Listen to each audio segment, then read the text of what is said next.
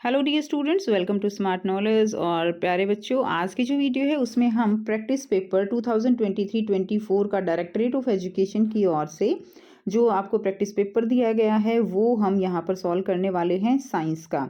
इससे पहले दो प्रैक्टिस पेपर आपके इंग्लिश के थे जो हम ऑलरेडी सॉल्व कर चुके हैं, उनका लिंक आपको डिस्क्रिप्शन बॉक्स में मिल जाएगा, तो ये प्रैक्टिस पेपर ज़रूर कीजिएगा। और ये जो पेपर हैं ये आपके फाइनल एग्जाम में आपके लिए काफ़ी हेल्पफुल रहने वाले हैं। तो इस वीडियो में हम नेचुरल साइंस का जो पेपर है आपका 086 कोड का, ये वाला पेपर हम सॉल्व करने वाले हैं। So let's start class 9th। तो सबसे पहले तो यहाँ पे इंस्ट्रक्शन दी गई है और देखिए ये जो फॉर्मेट है पेपर का जो आपको प्रैक्टिस पेपर में दिया गया है, यही फॉर्मेट आपका फाइनल एग्जाम का रहने वाला है। काफ़ी बच्चों के कमेंट आते हैं कि फाइनल एग्जाम जो है उसका पैटर्न कैसा रहेगा। तो बच्चों ये प्रैक्टिस पेपर स्पेशली इसीलिए होते हैं कि आपको फाइनल पेपर का जो पैटर्न है वो अच्छे से पता लग जाए, ठीक है। तो इसी पेपर के पैटर्न पे फाइनल एग्जाम होने वाला है, तो इसमें हम एक बार देख लेते हैं। सेक्शन ए आपका 1 to 20 मल्टीपल चॉइस क्वेश्चन रहेंगे, हर एक क्वेश्चन 1 मार्क का होगा। 21 से 26 आपका जो है वेरी शॉर्ट आंसर टाइप रहेंगे और हर एक क्वेश्चन 2 मार्क्स का होगा। सेक्शन सी आपका 27 से 33 जो है आपका शॉर्ट आंसर टाइप और हर एक क्वेश्चन आपका 3 मार्क्स का। उसके बाद सेक्शन डी होता है लॉन्ग आंसर टाइप क्वेश्चन, हर एक क्वेश्चन आपका जो है 3 क्वेश्चन आपके 5 मार्क्स के रहेंगे। सेक्शन ई में आपको जो है सोर्स बेस्ड या केस बेस्ड क्वेश्चन दिए जाते हैं, हर एक क्वेश्चन आपका 4 मार्क का होता है। क्लियर? तो ये जो है आपको दिया गया है, इंटरनल चॉइस दी गई होती है। नेक्स्ट देखिए, अब हम स्टार्ट कर रहे हैं सेक्शन ए, यानी 20 एमसीक्यूज क्वेश्चन हम करेंगे। इसमें आपको असर्शन रीजन भी देखने को मिलेगा। तो फर्स्ट क्वेश्चन है आपका, the similarity between solid liquid and gas matter is that they. Similarity क्या है सॉलिड लिक्विड और गैस के मैटर में? हमें पता है मैटर मेनली 3 टाइप्स के होते हैं, लिक्विड, गैस एंड सॉलिड। तो वो स्पेस ऑक्यूपाई करते हैं, बिल्कुल ठीक है। मास भी उनका होता है, बिल्कुल ठीक है। एंड सी दिया गया है both A and B and have fix shape. तो देखो फिक्स शेप तो होती नहीं है लिक्विड की और गैस में, हम उसको फिक्स शेप में काउंट नहीं कर सकते, तो ये तो बिल्कुल गलत हो गया। तो ये दोनों ठीक है, तो हमारा आंसर यहाँ पे जो रहेगा वो रहेगा सी आंसर, ठीक है, both A and B. Second question है, when 20 gram of potassium permanganate is dissolved in 1000 ml of water there is no increase in volume, the observation indicate. इस क्वेश्चन को आप बहुत ही सिंपल तरीके से समझ सकते हो। अगर हम ग्लास में पानी लेते हैं और उसके अंदर 1 चम्मच या 2 चम्मच चीनी डिजोल्व कर देते हैं, तो क्या उसका लेवल जो है इंक्रीज करता है? तो there is no increase in that volume, ठीक है। तो ये ऑब्जर्वेशन क्या इंडिकेट करती है? This observation indicate that the particles of water have space between them. Okay, तो आंसर ए रहेगा, particle of water have space between them into which potassium permanganate particles fit. Clear? Now let's move to the question number 3, which of the following is not a liquid gas aerosol. तो liquid gas aerosol इसमें जो है कौन सा नहीं है, ठीक है, ये हमें यहाँ पर बताना है। मिस्ट है, क्लाउड है, स्मोक, फोग, ये ऑप्शन दिए गए हैं, तो इसका आंसर आपका बी रहेगा, क्लाउड। लिक्विड गैस एरोसेल नहीं है। उसके बाद नेक्स्ट देखिए, the ions present in Na2CO3। Na2CO3 कौन सा केमिकल होता है? ये होता है सोडियम कार्बोनेट। अब इसमें आयंस कौन से बनते हैं? तो सोडियम जो है, सोडियम 1 इलेक्ट्रॉन दे के Na+ बनाएगा, और कार्बोनेट जो है ये पॉलीएटॉमिक आयन है, तो CO3 2- हो जाएगा, 2 नेगेटिव। क्लियर? ये कार्बोनेट आयंस होते हैं, ये सोडियम आयंस होते हैं। तो हमारा इसमें देख लीजिए आंसर कौन सा ठीक है। इसमें हमारा आंसर ए ठीक हो जाएगा, ठीक है। सोडियम की वैलेंसी 1 होती है ना, तो 1+ आएगा। नेक्स्ट देखिए, क्वेश्चन नंबर 5 दिया गया है बच्चों, when 6 gram of carbon is bond in 16 gram of oxygen 22 gram of carbon dioxide is produce. तो 6 ग्राम कार्बन जो है वो बर्न हो रहा है। देखो CO2 का रेशियो यहाँ पे ले लेते हैं, ठीक है। तो यहाँ पे आ जाएगा 12 एंड 32 की रेशियो आ जाएगी, और ये आ जाएगा आपका, यहाँ से आप रेशियो निकाल सकते हो। क्लियर? 3:8 का रेशियो आता है, 3:8 का रेशियो हमारा कार्बन डाइऑक्साइड का आ रहा है, ठीक है। अब बात करते हैं, when 6 gram of carbon is burned in 16 gram of oxygen, तो कितना बन रहा है? ये बन रहा है आपका 22 ग्राम ऑफ कार्बन डाइऑक्साइड। यहाँ पे अब दिया गया है कि अगर 6 ग्राम जो है कार्बन 30 ग्राम ऑक्सीजन में बॉन्ड किया जाए तो कार्बन डाइऑक्साइड कितनी प्रोड्यूस होगी। तो बेटा जैसे हमने अभी रेशियो निकाला 3:8 का रेशियो हमने निकाला कि कार्बन डाइऑक्साइड का हमेशा 3:8 में कंबाइन होगा, ठीक है। तो अगर ये 6 ग्राम है, यानी 3 का मल्टीपल कितना हो गया, 6 हो गया, तो इसका मल्टीपल भी कितना होगा, 8 2 16। तो हमेशा याद रखना कि इसी मल्टीपल में जो है कोई भी इस तरह से रिएक्टेंट जो है वो कंबाइन करते हैं, ठीक है। तो 6 ग्राम जो कार्बन है वो हमेशा 16 ग्राम ऑक्सीजन के साथ ही क्या करेगा, रिएक्ट करेगा। तो जितना यहाँ पे इंक्रीज होगा उतने ही मल्टीपल के साथ यहाँ इंक्रीज होगा, यानी रेशो हमेशा 3:8 की ही रहने वाली है। अब यहाँ पे कहा जा रहा है कि कार्बन तो 6 ग्राम ही है, लेकिन कार्बन जो है वो अब ऑक्सीजन बढ़ा दी गई है, 22 ग्राम की जगह कितनी कर दी गई, 30 ग्राम।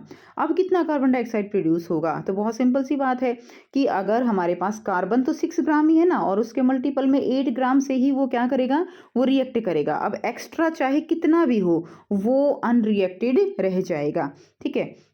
सो इसका आंसर यहाँ पे क्या हो जाएगा, इसका आंसर यहाँ पे 22 ग्राम ही हो जाएगा, और बाकी 22 के बाद कितनी बची, 8 ग्राम, वो अनरिएक्टेड रह जाएगी। तो आंसर हमारा 22 ग्राम ही आएगा।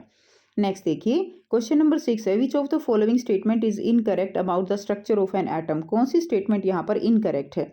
The atom is an indivisible particle, the atom as a whole is neutral, and the whole mass of an atom is concentrated in the nucleus. तो देखिए यहाँ पे एटम इंडिविजुअल पार्टिकल नहीं है, ये हमारी स्टेटमेंट क्या है, इनकरेक्ट है।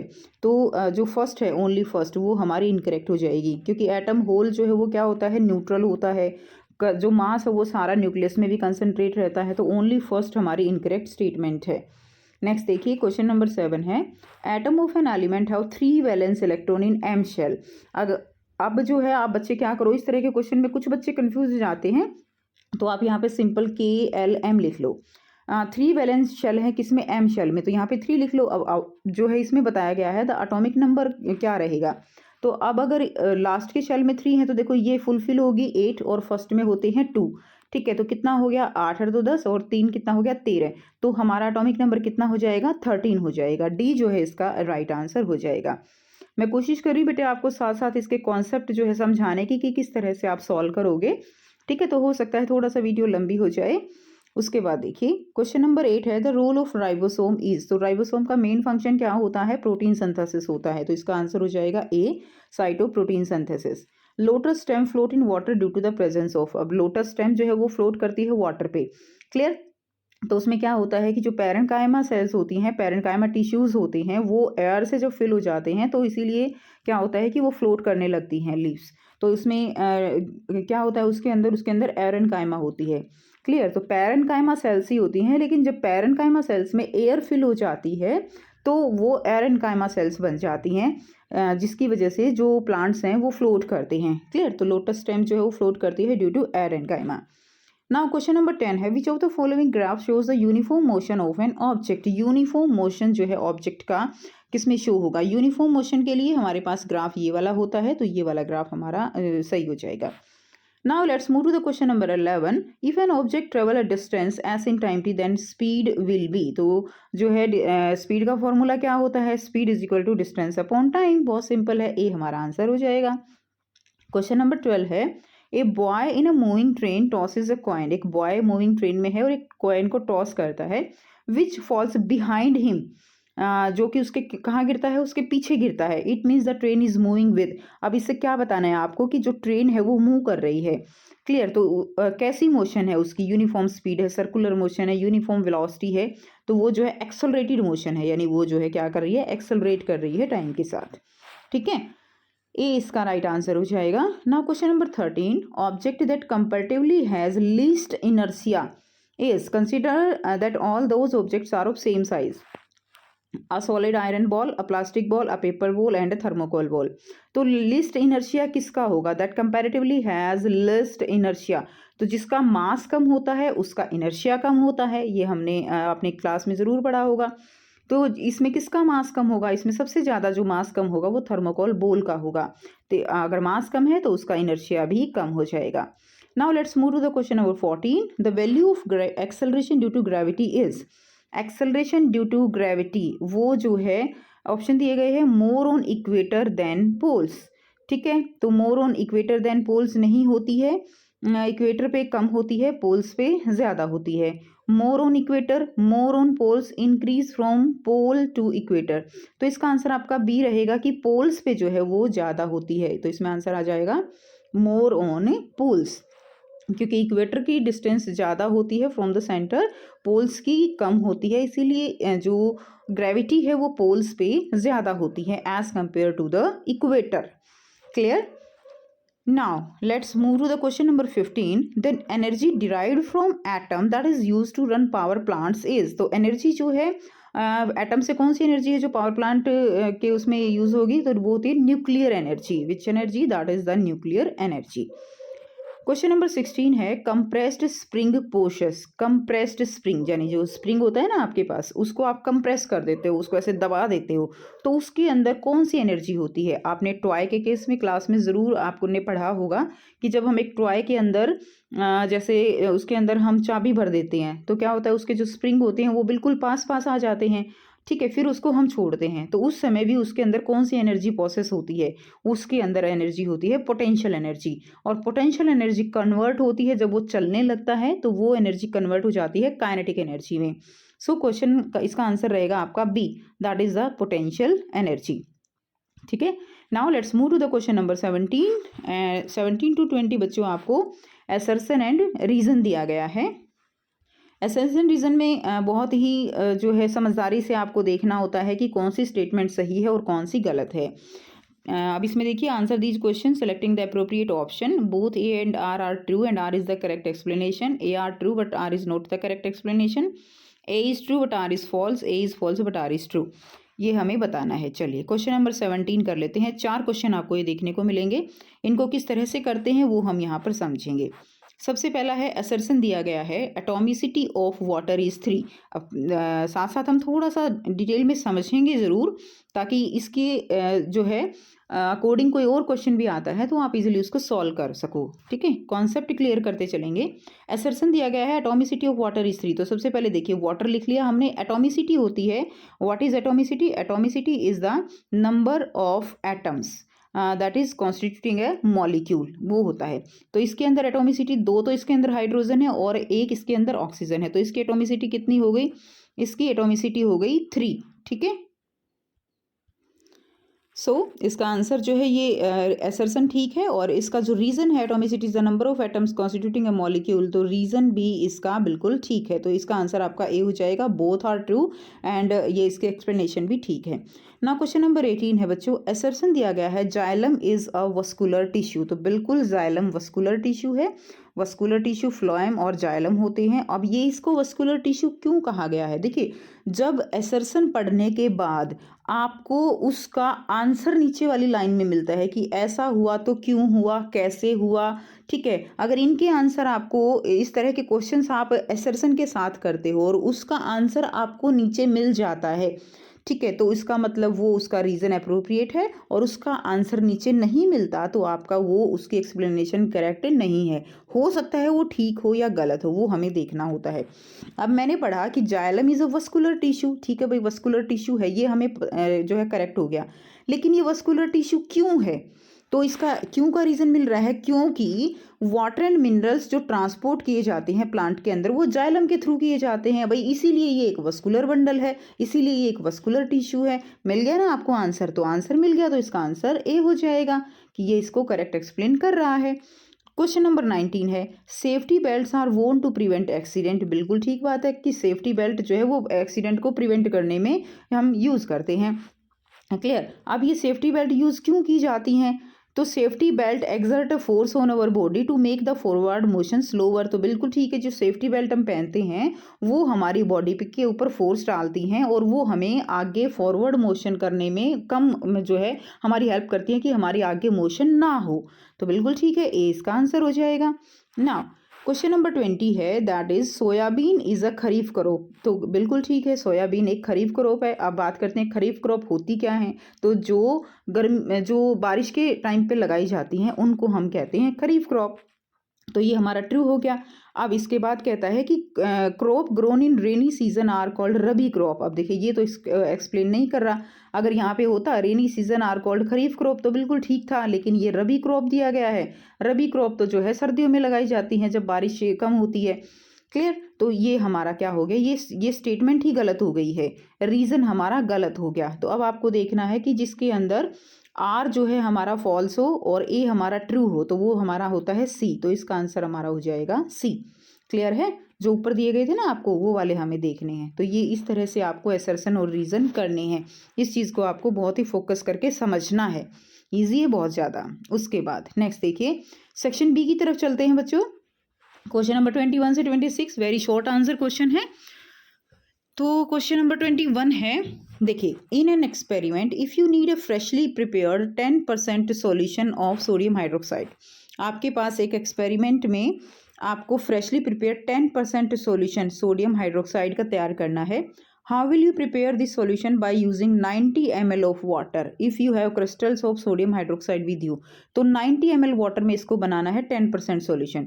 तो बच्चों हम सिंपल क्या करेंगे, 90 ml वाटर लेंगे, उसमें 10 ग्राम सोडियम हाइड्रोक्साइड हम वे करेंगे, ठीक है, उसका वेट करके और इस 90 ml वाटर के अंदर उसको मिक्स कर देंगे तो हमारे पास 10% सॉल्यूशन बन जाएगा सोडियम हाइड्रोक्साइड का। तो देख लेते हैं इसको।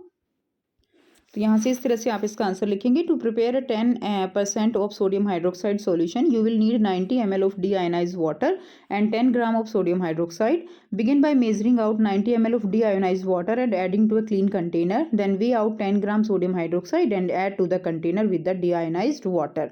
डीआयोनाइज्ड वाटर मतलब कि डिस्टिल्ड वाटर, ठीक है। तो इस तरह से आप इसका आंसर लिख देंगे। नेक्स्ट देखिए क्वेश्चन नंबर 22 है, write name of two each unicellular and multicellular organism. बहुत इजी है बच्चों। यूनिसेलुलर आप लिख देंगे अमीबा एंड पैरामीशियम, मल्टीसेलुलर है ह्यूमन बीइंग, डॉग, ठीक है, प्लांट्स हैं, प्लांट्स तो जो है, चलो ऑर्गेनिज्म लिखना है तो ह्यूमन बीइंग है, डॉग है, वो आप लिख सकते हो। तो यहाँ से आप लिख देंगे amoeba, paramecium, yeast, all are example of unicellular and a few example of multicellular हो जाएंगे human being, plants, animals, birds, insects, ये जो है मल्टीसेलुलर का एग्जाम्पल हो जाएगा। नाउ क्वेश्चन नंबर 23 है, blood is important connective tissue, why. So blood जो है 2 नंबर का क्वेश्चन है, तो सिंपल, बहुत ज़्यादा एक्सप्लेन करने की नीड नहीं है। तो blood is considered a specialised connective tissue as it connect all the system of the body and transport oxygen, nutrient and waste, ठीक है। तो ब्लड जो है वो सारे सिस्टम को कनेक्ट करता है और ऑक्सीजन, न्यूट्रिएंट, वेस्ट सबको जो है अपनी प्रॉपर पोजिशन पे पहुँचाता है blood, clear. So it is a connective tissue. ना क्वेश्चन नंबर 24 है, a boy threw a ball weighing 400 gram in vertical upward with the initial velocity of 10 metre per second. बहुत ध्यान से समझना है बच्चों। एक बच्चा जो है वो बॉल को जो कि बॉल का मास कितना है 400 ग्राम है और ऊपर की डायरेक्शन में उसको फेंकता है। इनिशियल वेलोसिटी यानी यू यहाँ पे दे रखी है 10 मीटर पर सेकेंड। आपको फाइनल मोमेंटम निकालना है। P इज इक्वल टू क्या होता है, P is equal to momentum है तो P is equal to mv, ये वाला फॉर्मूला लगा देंगे। And find its momentum at the highest point of its flight. Highest point पे कितना होगा वो बताना है। तो हाईएस्ट पॉइंट पे वेलोसिटी 0 हो जाएगी। एक पॉइंट ऐसा आएगा ना जब उसकी वेलोसिटी 0 है तो निकालना है। सो यहाँ से आप कुछ इस तरह से आंसर कर लेंगे। To find the initial momentum we use the formula mass into velocity. Mass कितना है 400 ग्राम, विच इज़ हम इसको किलोग्राम में चेंज करेंगे तो 0.4 हो जाएगा। इनिशियल वेलोसिटी है इतनी, तो इनिशियल मोमेंटम कितना हो जाएगा 4 किलोग्राम मीटर पर सेकेंड, ठीक है। 4 किलोग्राम जो है मिनट पर सेकेंड, ये आ जाएगा इसका मिनट होगा। और हाईएस्ट पॉइंट फ्लाइट पे क्या होगा, बॉल जो है वो स्टॉप हो जाएगी before coming back down. Since the velocity is 0 तो मोमेंटम भी क्या हो जाएगा उस पॉइंट पे 0 हो जाएगा। उसके बाद नेक्स्ट क्वेश्चन दिया गया है, question number 25, draw diagram to represent two sound wave that has same amplitude but different frequency. यानी एम्पलीट्यूड सेम होना चाहिए। एम्पलीट्यूड क्या है, एम्पलीट्यूड होता है कि कितनी हाईएस्ट पीक जो है मीन पोजीशन से जाती है, ये एम्पलीट्यूड है, क्लियर। और फ्रीक्वेंसी क्या होती है कि फ्रीक्वेंसी हम कुछ इस तरह से दिखा सकते हैं ना कि कितनी जो है ये चेंज हो रही है इस तरह से। तो ये वाला डायग्राम हम ड्रॉ करेंगे, ये एम्पलीट्यूड है, इसमें आप देख सकते हो कि ठीक है दोनों का एम्पलीट्यूड जो है यहाँ पे क्या है बच्चों, एम्पलीट्यूड दोनों का ही सेम है, क्लियर। लेकिन फ्रीक्वेंसी ये इसकी फ्रीक्वेंसी ये क्या है, ये ज़्यादा है और यहाँ पे फ्रीक्वेंसी जो है वो कम है। एम्पलीट्यूड लाउडनेस को बताएगा, फ्रीक्वेंसी पिच को डिनोट करती है कि पिच कैसी होगी। Now next question number 26, list 4 water resources available that are used for irrigation purpose in India। यहाँ से आंसर करेंगे, there are 4 main sources of surface water, these are river, lakes, pond and tanks. तो major sources लिखने थे हमें, तो ये आप लिख देंगे। चाहो तो आप एक एक लाइन में इनको एक्सप्लेन भी कर सकते हो, नहीं तो ये सफिशियंट है। नाउ सेक्शन सी है, क्वेश्चन नंबर 27 से 33 जो है वो आपके शॉर्ट आंसर टाइप रहेंगे। क्वेश्चन नंबर 27 है, what is the function of vacuole in plant. Plant में वैक्यूल का फंक्शन क्या है, अमीबा में उसका फंक्शन क्या है, and which cell organelle is known as suicide bag of a cell. तो ये तो बहुत अच्छे से जानते हो, कौन सी सेल ऑर्गेनली सुसाइडल बैग है, वो लाइसोसोम होती है। तो बेटा यहाँ से आंसर कर लेंगे, vacuole in plant store SAP and food. तो वैक्यूल जो प्लांट में होते हैं वो सैप स्टोर करते हैं, फूड स्टोर करते हैं, जबकि जो वैक्यूल है अमीबा में it help in digestion and excretion. और बी का आंसर आपका लाइसोसोम हो जाएगा। नाउ नेक्स्ट है question number 28, name any 3 epithelial tissue and their location in animals. 3 epithelial tissue के नाम बताने हैं और उनकी लोकेशन बतानी है। यहाँ से आंसर करेंगे, फर्स्ट है squamous epithelium, found in the lining of blood vessels, alveoli of the lungs and the outer layer of the skin. Second है क्यूबॉइडल एपिथेलियल, क्यूबॉइडल में क्या होगा, इस तरह से होते हैं ना क्यूबॉइडल, तो it is found in the lining of kidney, tubules, glands and surface of the ovaries. ठीक है, तो जो है ये यहाँ पे होगा। अगला हम देखेंगे कोल्यूमिनर एपिथेलियम। तो columnar epithelium is composed of tall elongated cells and is found in the lining of the digestive tract में है, including the stomach and intestine में ये हमें मिलेगी। ठीक है, तो ये तीनों की आप पोजीशन भी लिख लेंगे। नाउ क्वेश्चन नंबर 29 है, a student start moving a path along the boundary of a square garden. तो बच्चों गार्डन कैसा है, एक स्क्वेयर गार्डन है, clear, and they took 40 second to, और हर एक उस गार्डन की जो साइड है वो कितनी है, 10 मीटर की, यानी एक साइड कितने की है, एक साइड है उसकी 10 मीटर की। They took 40 second to cover path 10 metre path, and what will be the magnitude of distance and displacement of the student at the end of 2 minute 20 second. यानी 2 मिनट और 20 second, यानी 2 minute में कितनी second हो गई, 120 plus 20 जो है 140। तो 140 सेकेंड में वो जितनी डिस्टेंस ट्रेवल करेगा वो बतानी है, और उस समय उसकी डिस्प्लेसमेंट क्या होगी वो बतानी है, और आपको स्पीड भी बतानी है। ठीक है, कि उसकी स्पीड क्या होगी। तो ये करते हैं इसका आंसर। अब यहाँ पे देखिए, साइड ऑफ स्क्वायर जो है वो कितना है हमारे पास, वो 10 मीटर है, क्लियर, और उसका पेरीमीटर कितना है, 40 मीटर, यानी जो है 10-10 की जो है 4 साइड हो गई। और टाइम टेकन, यानी चारों साइड को टाइम जो है जितने टाइम में वो कवर कर रहा है, दैट इज़ द 40 सेकेंड। और 1 सेकेंड में कितनी करेगा, 1 सेकेंड में यानी 1 मीटर करेगा। 40 सेकेंड में 40 मीटर कवर कर रहा है, तो 1 सेकेंड में 1 मीटर। अब डिस्टेंस कितनी हो जाएगी, 2 मिनट 20 सेकेंड में। 2 मिनट 20 सेकेंड का मतलब क्या है, 120 सेकेंड और प्लस 20 कितनी हो गई, 140।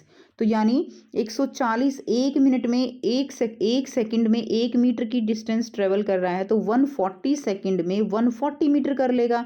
बहुत सिंपल है, तो 140 मीटर उसकी क्या आ जाएगी, डिस्टेंस आ जाएगी, क्लियर। और डिस्प्लेसमेंट क्या होती है, that is the shortest path. अब डिस्प्लेसमेंट हम निकालेंगे।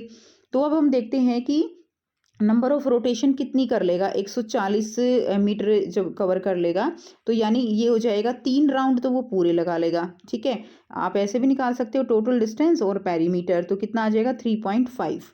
तो इसमें देखिए 3 राउंड तो वो इसके पूरे लगा लेगा, और 1 राउंड जो है वो आधा होगा। आधे का मतलब क्या है यहाँ पे बच्चों, आधे का मतलब है कि वो यहाँ से जाएगा, यहाँ से अगर ए पॉइंट से चल रहा है, ये बी पॉइंट है, सी है और डी है, तो 3 राउंड जब पूरे लगा लेगा तो वो तो 0 हो जाएगी डिस्प्लेसमेंट।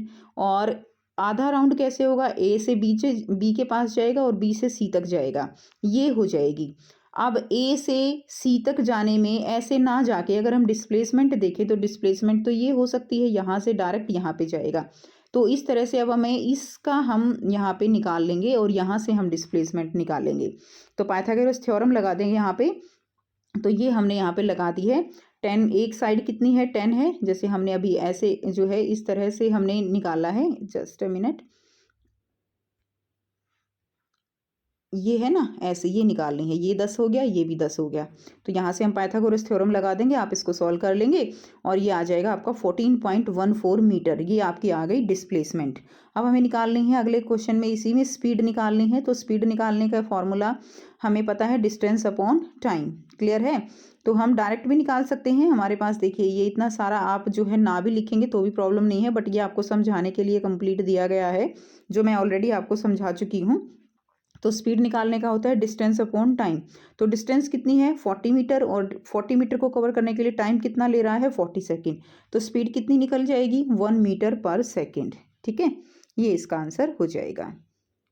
नाउ नेक्स्ट क्वेश्चन देखते हैं। इसी के और में दिया गया है, एक car decreases its speed from 80 to 60, यानी अपनी स्पीड को डिक्रीज कर रही है कार 80 से 60 में और 6 सेकंड में। Find the acceleration of the car, आपको एक्सेलरेशन निकालना है। तो इनिशियल वेलोसिटी यहाँ पे 80 हो गई, फाइनल 60 हो गई, एक्सेलरेशन निकाल देंगे। चेंज इन वेलोसिटी देखते हैं। तो बहुत ही सिंपल है बच्चों, यू जो है हमारी क्या है 80 किलोमीटर पर आवर। किलोमीटर को हमने मीटर में चेंज कर लिया, 5/18 से हमने इसको मल्टीप्लाई कर दिया। उसके बाद हम 60 का भी इसको हम चेंज कर लिया। टाइम दिया गया है 5 सेकेंड, ठीक है, 5 दिया गया है। तो बेटे आपके क्वेश्चन में ना 5 दिया गया है, 6 दिया गया है, मैंने यहाँ पे 5 लिखा है। तो आप इसको जो है 6 के अकॉर्डिंग कीजिएगा। तो आपका यहाँ से इस तरह से कीजिएगा, -22.22 आ जाएगा और डिवाइडेड बाय 5 की जगह यहाँ पे 6 करके तब इसका आंसर निकालिएगा। जो आंसर आएगा वो आपका एक्सेलरेशन हो जाएगा। कोई मैटर नहीं करता, 5 की जगह बस 6 आ जाएगा और आंसर आपका यहाँ से एक्सेलरेशन निकल जाएगा, ठीक है। उसके बाद नेक्स्ट देखिए, ये देखिए यहाँ पे जो है ना 6 दिया गया है। क्वेश्चन नंबर 30 है, right 3 uses of multiple reflection of sound. Multiple reflection के 3 यूज क्या हैं वो बताने हैं। तो ये इसके यूज हो जाएंगे। Echolocation, multiple reflection of sound waves are used by animals like bats and dolphin to navigate and locate object in their surrounding. तो वो जो है मल्टीपल रिफ्लेक्शन से ही पता लगा पाती हैं। नेक्स्ट है architectural design, multiple reflection of sound are utilised in the design of concert hall, auditorium and theatre to enhance acoustics. Next है सोनार सिस्टम, तो सोनार टेक्नोलॉजी यूज होती है मल्टीपल रिफ्लेक्शन के कारण, that is in water to detect and locate underground object, उनको पता लगाने में इस टेक्निक का यूज किया जाता है। इसके अलावा स्टेथोस्कोप जो डॉक्टर यूज करते हैं, ठीक है, उसमें इसका यूज किया जाता है। नेक्स्ट देखिए क्वेश्चन नंबर 30 का और दिया गया है, a boy clapped his hand near A Cliff. एक बॉय जो है वो क्लिफ यानी जो पहाड़ की चोटी होती है वहां पे क्लैपिंग करता है, and hear the echo after 6 second, और 6 सेकेंड के बाद उसको वो आवाज वापस सुनाई देती है, इको।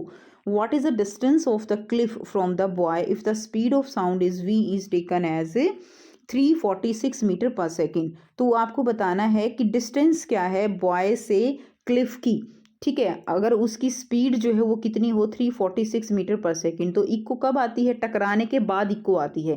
क्लियर, यानी ये डबल हो जाएगा, उसका हम हाफ कर लेंगे। आइए करते हैं, अगला क्वेश्चन भी देख लेते हैं। What is reverberation of sound.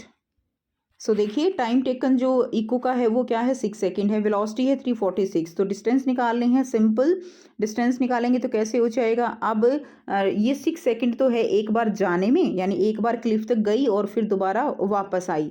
हमें डिस्टेंस निकालनी है यहाँ से यहाँ तक, तो हम टाइम हाफ कर देंगे। इसलिए हमने क्या किया, वेलोसिटी को हमने 3 से मल्टीप्लाई कर दिया और हमारा आंसर आ जाएगा 1038 metre.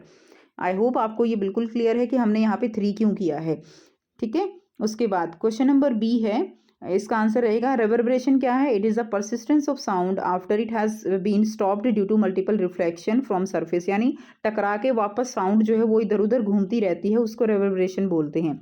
Such as furniture, people, air etcetera within a closed surface, ये रिवर्बरेशन हो जाएगा।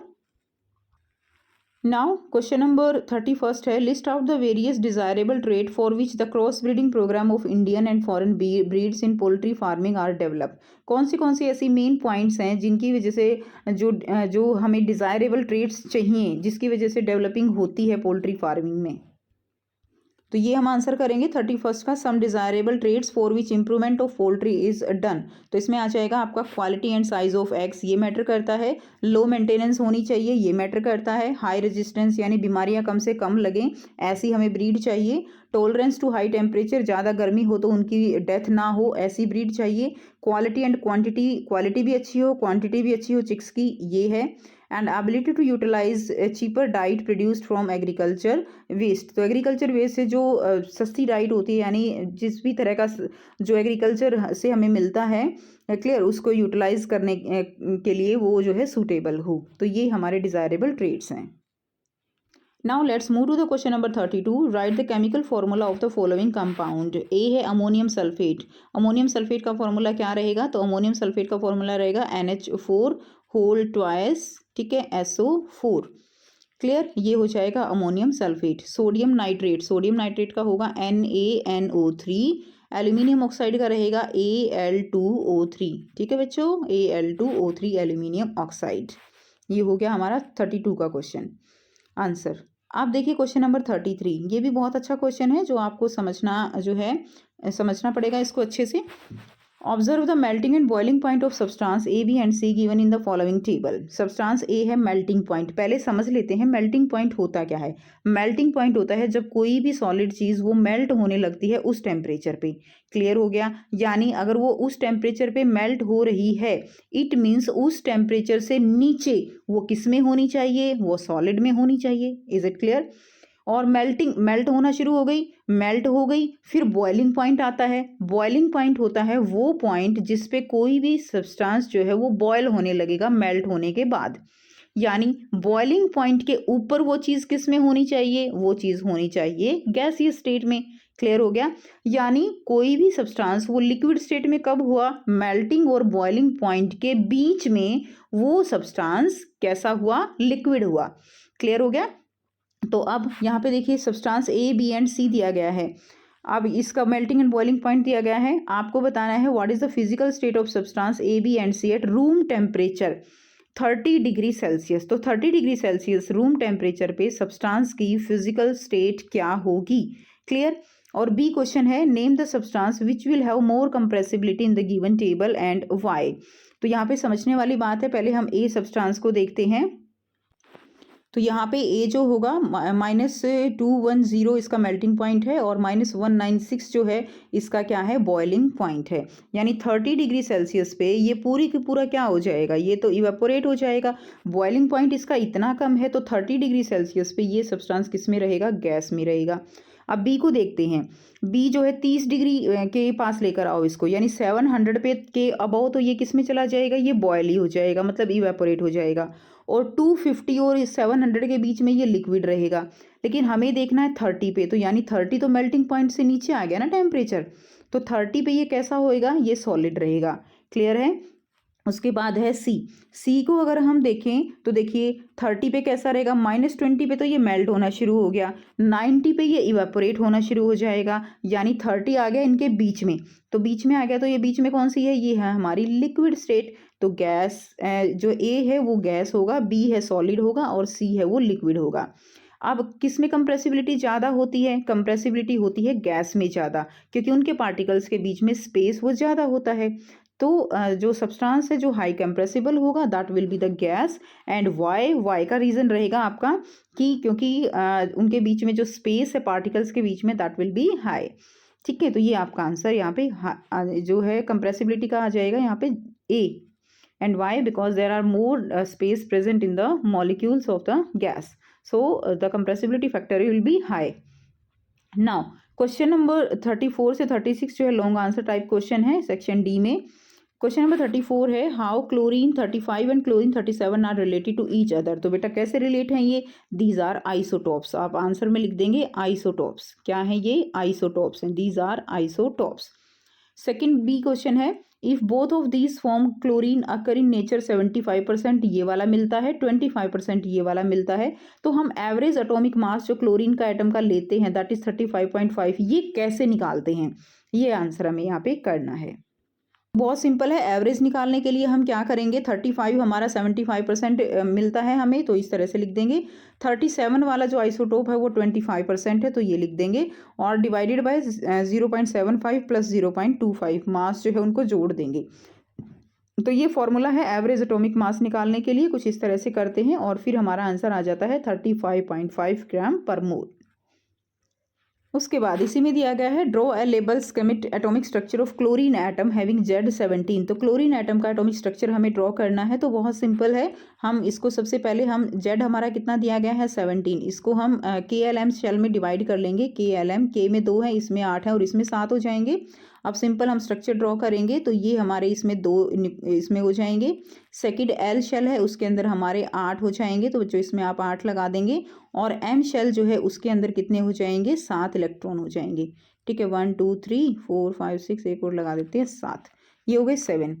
क्लियर। तो इस तरह से आपको जो है किसी भी एटॉमिक स्ट्रक्चर को आप ड्रॉ कर सकते हो, ये आंसर आ जाएगा। Now let's move to the question number 34 और distinguish between the properties of electron, proton and neutron with respect to position, charge and mass. इसके बेस पे आपको तीनों को जो है डिफ्रेंशिएट करना है, पोजीशन, चार्ज एंड मास। तो देखिए पोजीशन, चार्ज एंड मास का हम यहाँ से देख लेंगे। पोजीशन का मतलब उसकी क्या है, लोकेशन। तो इसमें दिया गया है डिस्कवरी दी गई है, साथ में ये भी इंपॉर्टेंट है, आप जरूर यहाँ से कीजिएगा।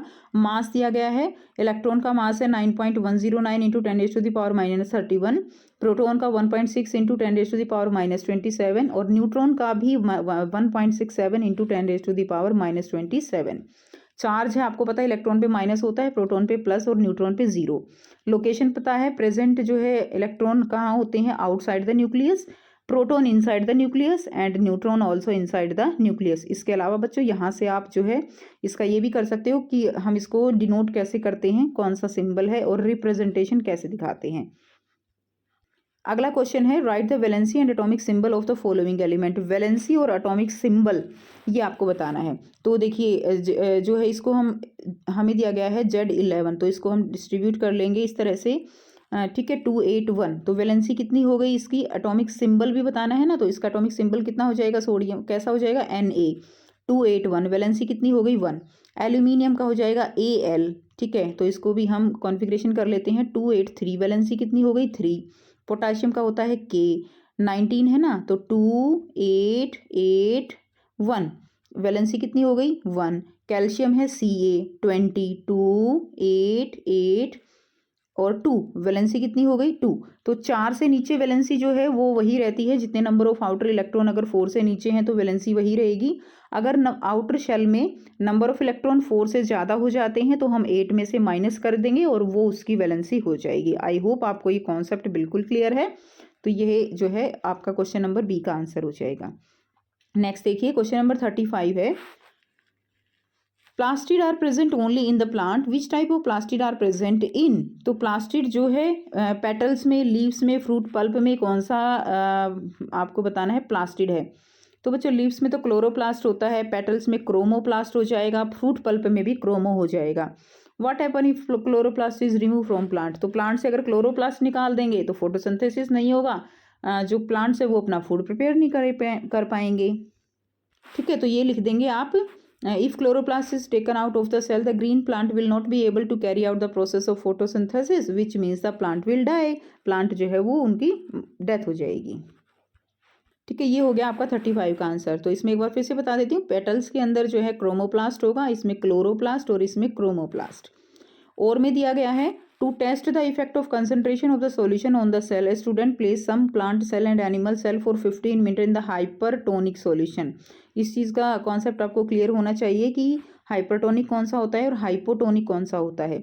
तो किस में रखा, पहले रखा हाइपर में और फिर उसको शिफ्ट कर दिया हाइपो में।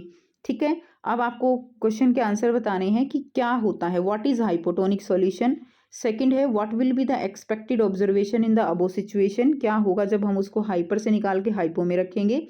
एंड तीसरा है, what is the role of cell wall in the cell in the above situation, यहाँ पे सेल वॉल जो है उसका क्या फंक्शन है in case of an plant cell. ठीक है, तो देखिए फर्स्ट का आंसर रहेगा हाइपोटोनिक सॉल्यूशन क्या है। हाइपोटोनिक सॉल्यूशन वो है जिसमें कि सॉल्यूट कंसंट्रेशन जो है वो इनसाइड द सेल कम होती है, lower solute concentration compare to the inside of the cell.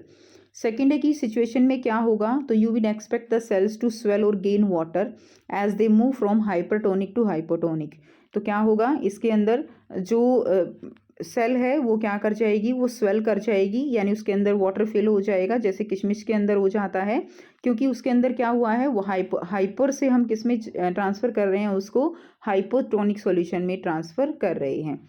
ठीक है, उसके बाद सेल वॉल का फंक्शन क्या है, the cell wall provide structural support to plant cell, structural support देती है, preventing them from bursting in a hypotonic solution by exerting pressure against the incoming water.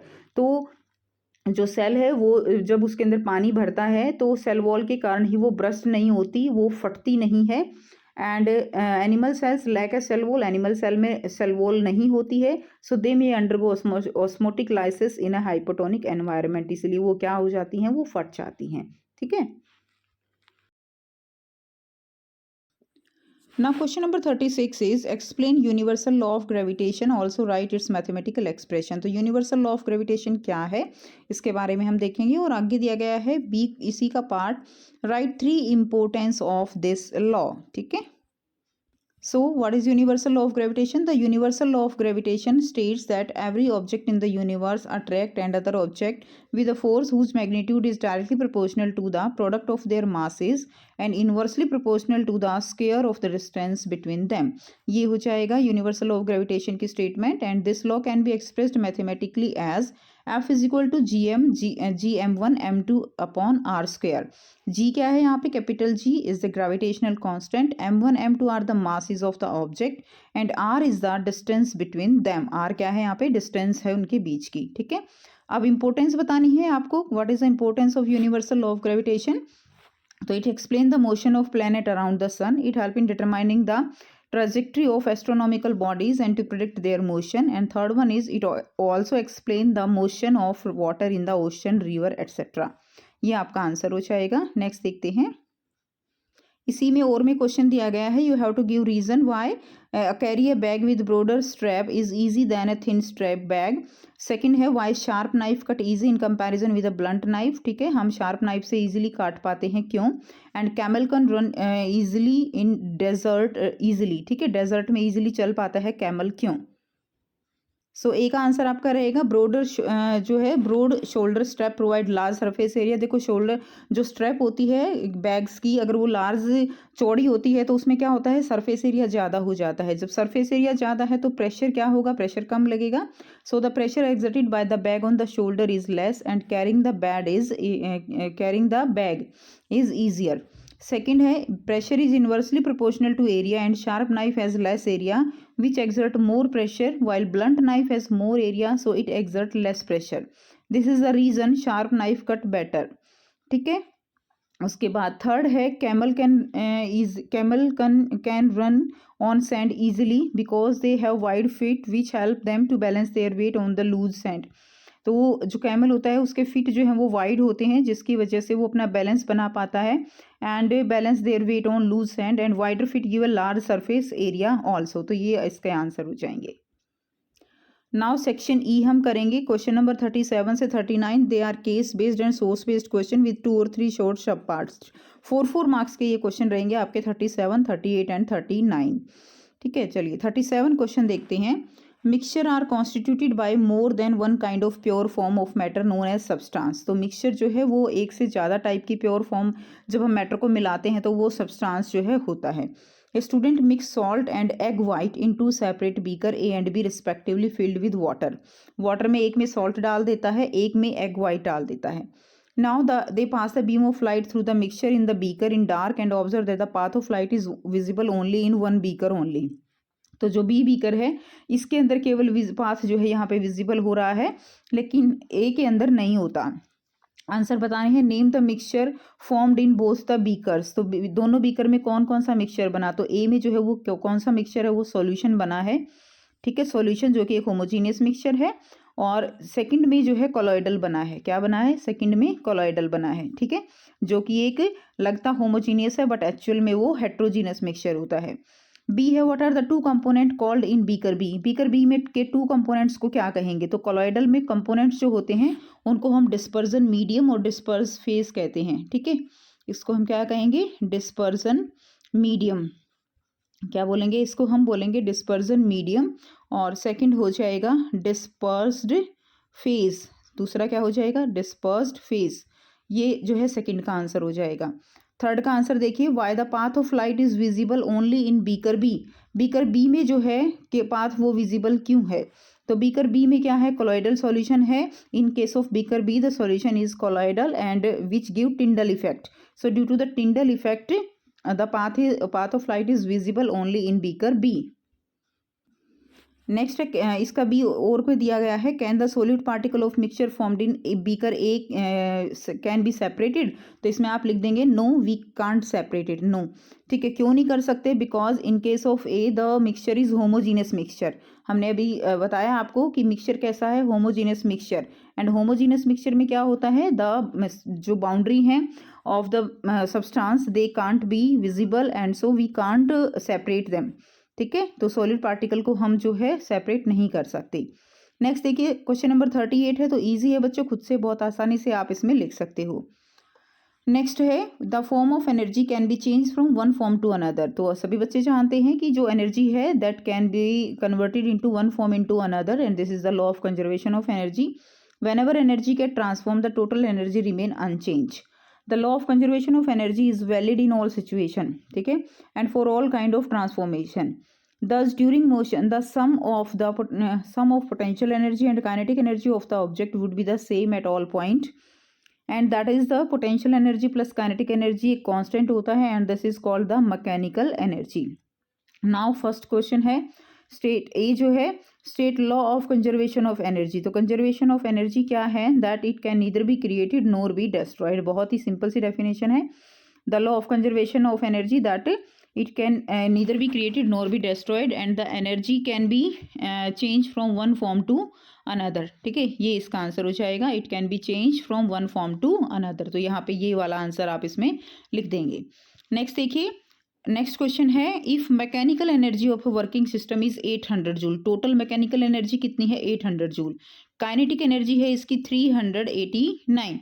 Then what will be the potential energy of the system.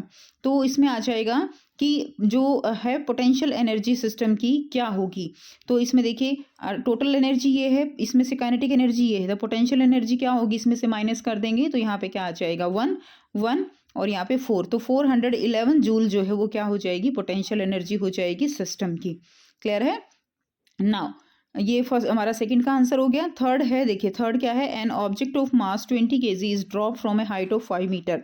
एक object है mass जो कि 20 kg है, तो यानी m कितना हो गया यहाँ पे 20 kg. Drop from the 20 kg. Just a minute, इसको अच्छे से लिख लेते हैं. m दे दिया यहाँ पे 20 kg. अब कहा गया है हाइट है 5 मीटर. ठीक है, हाइट है 5 metre. Calculated potential energy. Potential energy का फॉर्मूला क्या होता है? That is mgh. ठीक है, mgh. m कितना है यहाँ पे 20 है, g हम 10 ले लेते हैं ग्रेविटी, और h हमारा क्या है 5 है. तो ये कितना हो जाएगा यहाँ पे? ये हो जाएगा 1000 जूल. क्लियर? तो पोटेंशियल एनर्जी कितनी हो जाएगी? 1000 जूल. अब बात करते हैं list the factors on which the potential energy of an object depend. कौन कौन से फैक्टर हैं जिन पे पोटेंशियल एनर्जी डिपेंड करती है. तो आप यहाँ से देख सकते हो किन पे डिपेंड कर रही है. ये डिपेंड करती है मास पे, हाइट पे. किस किस पे डिपेंड कर रही है? मास पे और हाइट पे. तो आपका आंसर इसी में हो जाएगा, मास एंड हाइट. क्लियर? उस पर डिपेंड करती है. नेक्स्ट क्वेश्चन देखिए, इसी का और का है. Write the energy transformation of energy in the glowing bulb connected to a battery. तो बैटरी में कौन सी एनर्जी होती है? Glowing bulb connected to a battery. Battery में होती है केमिकल एनर्जी. ठीक है, तो इसके अंदर कौन सी एनर्जी कन्वर्ट हो रही है? केमिकल एनर्जी जो है वो किस में कन्वर्ट हो रही है? वो हो रही है लाइट एनर्जी के अंदर. बल्ब ग्लो कर रहा है ना, तो केमिकल एनर्जी लाइट एनर्जी के अंदर कन्वर्ट हो रही है. ठीक है, लाइट एनर्जी प्लस हीट लिख सकते हो, हीट एनर्जी, क्योंकि वो गर्म भी होता है ना, तो light energy plus heat energy. उसके बाद नेक्स्ट देखिए क्वेश्चन नंबर 39 है. A student observe 3 permanent slide. 3 permanent slide हैं A, B and C. Muscles tissue under the microscope as shown below. Observe these and answer the following question. ये आपको बताना है. तो इसमें A कौन सी है? ये स्टेरेटिड मसल है, ये जो है कार्डियक मसल्स हैं, और ये स्मूथ मसल्स हैं. ठीक है, ये स्टेरेटिड मसल्स हैं, ये कार्डियक मसल्स हैं, B कार्डियक है और C स्मूथ मसल्स हैं. Now identify and name the muscles tissue which they observe under the microscope. तो ये हमने बता दिए. अब इसमें बताया गया है which of the above muscle is voluntary and involuntary in nature. तो वॉलेंट्री और इनवॉलेंट्री जो है वो कौन सी होती हैं? वॉलेंट्री मसल्स जो हमारी इच्छा से काम करती हैं, और इनवॉलेंट्री मसल्स जो हमारी इच्छा से काम नहीं करती हैं. तो बच्चों यहाँ से आप कंप्लीट लिख सकते हो. तो ये हैं स्केलेटल मसल्स, जिनको हम स्टेरेटिड मसल्स भी कह सकते हैं, स्ट्रिप्ड मसल्स भी कह सकते हैं. तो इसके जो फाइबर्स है देखिए, स्टेरेटिड हैं, ट्यूबुलर हैं, मल्टी न्यूक्लिएटेड हैं, वॉलेंट्री हैं. तो स्टेरेटिड मसल्स हमारी इच्छा से काम करती हैं, और वॉलेंट्री हैं, यूजुअली अटैच होती है स्केलेटन के साथ. और बहुत इंपॉर्टेंट क्वेश्चन है ये. सेकेंड आता है स्मूथ मसल्स. नॉन स्टेरेटिड है, इसके ऊपर नॉन स्टेरेटिड यानी इसके ऊपर इस तरह से बैंड्स नहीं बने हुए हैं. स्पिंडल शेप होती हैं, यूनिन्यूक्लिएटेड होती हैं, इनवोलेंट्री ये हमारी इच्छा से काम नहीं करती हैं, ठीक है। Usually covering wall of internal organs. तीसरी है कार्डियक मसल्स जो हार्ट में प्रेजेंट होती हैं, ये भी स्टेरेटेड होती हैं, ब्रांच होती हैं और यूनिन्यूक्लिएटेड होती हैं। क्लियर, इनवोलेंट्री हैं, only covering wall of the heart इसमें पाई जाती हैं। तो यहाँ से आप जो है आपका क्वेश्चन देखिए, फर्स्ट क्वेश्चन हो गया आपका ए बी सी। तो ए हमारी कौन सी मसल्स हैं, स्ट्रेटेड मसल्स हैं, बी हमारी स्मूथ मसल्स हैं और सी कौन सी हमारी कार्डियक मसल्स हैं। बी है विच ऑफ द वो muscles is involuntary and voluntary. तो हमारी जो है केवल स्टेरेटेड मसल्स वोलेंट्री होती हैं, बाकी दोनों हमारी स्मूथ और कार्डियक इनवोलेंट्री हैं। Two characteristic of muscles B की कोई दो कैरेक्टरिस्टिक, तो मैंने अभी जो आपको क्वेश्चन कराया उसमें तीनों की ही कैरेक्टरिस्टिक दी हुई है। लाइक ये जो है ये जो है मल्टी न्यूक्लिएटेड हैं और कैसी हैं, ये इनवोलेंट्री हैं। तो इस तरह की कैरेक्टरिस्टिक आप इसमें लिख सकते हो। नाउ लास्ट क्वेश्चन इज जो और में दिया गया है C part, for movement the muscles are attached to the bones with the help of a connective tissue, name that muscles and connective tissue. तो कनेक्टिव टिश्यू जो है हमें बताना है, कनेक्टिव टिश्यू तो इसमें टेंडन हो जाएगा जिससे वो अटैच होती हैं। और कौन सी मसल्स होती हैं, स्टेरेटेड मसल्स या स्केलेटल मसल्स। तो यहाँ से लिख सकते हो skeletal muscles the specialised tissue that is attached to the bones and allow movement. और दूसरा है tendon, these are made of strong fibres connective tissue and they connect muscles to bone. तो ये आपका आंसर हो जाएगा। तो बच्चों ये था कंप्लीट पेपर, ठीक है। आई होप आपको कंप्लीट जो क्वेश्चंस हैं वो सारे समझ आ गए हैं। कोशिश मैंने की है कंप्लीट सॉल्यूशन प्रोवाइड करने की और आप इस पेपर को ज़रूर से प्रैक्टिस कीजिएगा, ठीक है। एक और पेपर है सेकंड प्रैक्टिस पेपर, वो हम जल्द ही सॉल्व करके आप तक पहुंचाएंगे। एंड अगर वीडियो अच्छी लगी हो तो इसको लाइक शेयर ज़रूर कीजिएगा, चैनल को सब्सक्राइब कीजिएगा and take care, thanks for watching.